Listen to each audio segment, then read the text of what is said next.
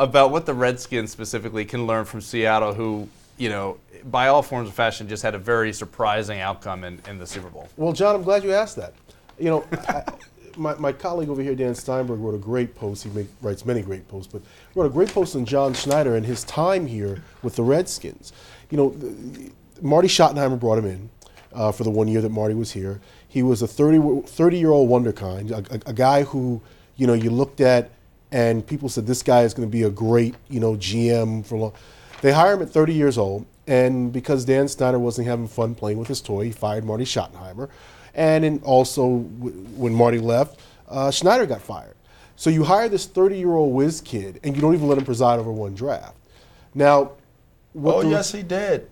Yes, he did. He preside over one draft? Yes, he did. Okay. And he brought in guys like Ross Tucker. Okay. Like Antonio Pierce. Okay. Like Kenny Watson, which all are names who put in multiple years of production in the National Football League. Well, then it's even worse then. Yes. I didn't think he even had a draft. Yes, he did. But then you fire him, okay? And he goes on. He has a very successful career with the Green Bay Packers. He was with the Packers before, went back there. And he's helped. Pete Carroll has final say, but Schneider has helped him. They have a true partnership. And I heard this ridiculous stat, like there are 21 low-round draft picks and undrafted free agents on the Seahawks roster in prominent roles. That's what he did here. And it would be Ife Olehi, it was that draft with Ife out of USC. USC, okay. Yeah. Okay. I do think. Can I say something? I just want to say one more thing. To me, this illustrates the absurdity of the Dan Snyder era of ownership. You hire this guy who consensus around the league at 30 years old, this guy is a real up-and-comer, but you fire a coach who clearly had the thing pointed in the right direction and brought in a guy who could have helped him build it and sustain it for years, and you do it because you're not having fun. And then what follows is, another 10 years of mediocrity at best. You look what the Seahawks have done, and I'll take it a step further. Trent Baalke, the general manager of San Francisco, also was a Redskins player. He's just taking everything from you guys. I'm sorry. No, it's all right. I'm about to end right now. Sometimes it's good to hear from somebody else. I'm about to end this right now. From at least my point, I'll let them talk if they want to. But when you look at the situation here, the way you win in the salary cap era is you have 1, 2, or 3 core guys who you pay, and you rotate everybody else in and out after their rookie contracts come up when you don't have to pay them the minimum anymore. That's what you do. That's the formula to win. And Schneider and Baalke, guys who were in this front office and who are now presiding or at least have prominent roles with the 2 most successful teams or the 2 strongest teams in the NFL. Arguably the 2 best teams in the NFL. Arguably the 2 best teams were here. And now you've handed it over to a guy who has never built anything. I don't even know what you say to that. I didn't realize this was going to turn into a rant. But you go ahead, Dan.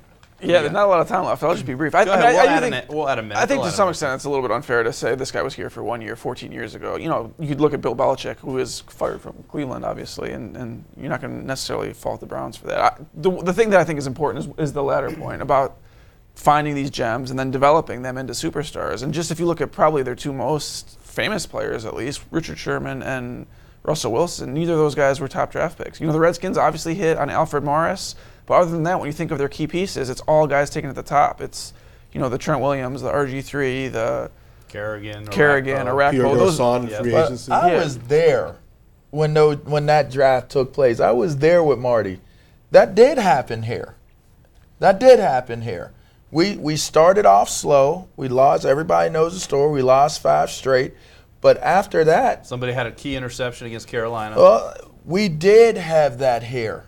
You did have a core nucleus of guys, and you were bringing in quality guys. Again, Antonio Pierce led that charge of that defense in New York City. It wasn't Michael Strahan.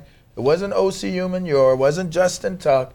It was Antonio Pierce, an undrafted free agent that was brought here to the Washington Redskins. We did have that here. Lamar Marshall. You can name a lot of names of players that were brought here that were productive players and would have turned out to be those type of guys on this team. Now, I will add to this, to the point. You have to have a coaching staff that is able to do what it is that they do. And Marty's coaching technique, his coaching style is different from a Harbaugh. It's different from a Pete Carroll. I think the ability to relate to his players the way that he does, and the rest of that coaching staff relates to the players the way that they do. Pete Carroll, you mean? Pete Carroll's coaching staff. You saw it in college, and he handles things the same exact way. And I found it to be interesting listening to the reports that were coming out of their practices. They were practicing. They weren't using full pads, but what they were doing were going all out competition, first versus first. You never have that. You never have that. It's always scout cards and different things. He makes these guys compete, and they love it. And so if the Redskins wanted to learn something, I would say it's the coaching staff that has to learn from it, because it is a copycat league. You have to have the office, the front office people learn from it, and you have to have the ownership pay attention to it. Let people do their jobs, I think that's the first step of all of this, is allow for guys to do their jobs. Bruce Allen's never really built a team, but he understands caps and salaries.